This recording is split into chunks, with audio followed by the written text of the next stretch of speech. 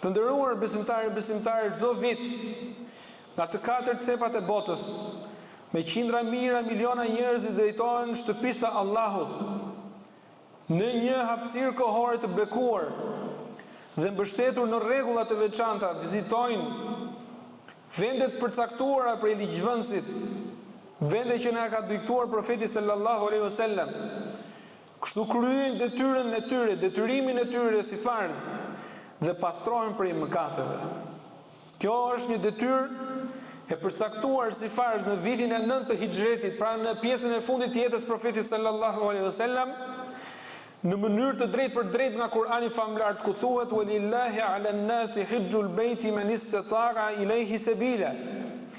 Vizita e shtëpisë së Allahut, pra haxhi, për çdo që ka mundësi, për çdo që jepet mundësia rrugës për të shkuar atje, është e drejtë e Allahut ndaj tij. Pra, është e drejtë e Allahut dhe detyrim i robit i njeriu. Profeti alayhi salam në një hadith na ka urdhëruar në këtë mënyrë. Pa dyshim, Allahu ju ka bërë detyrë haxhin, ndaj kryejeni atë. Atëherë, çdo musliman, qoftë burr apo grua, që plotëson kushtet përkatëse, pra që ka mundësitë fizike dhe shëndetësore, si dhe mundësitë financiare për të kryer haxhin, të paktën një herë në jetën e tij duhet ta kryejë këtë detyrim.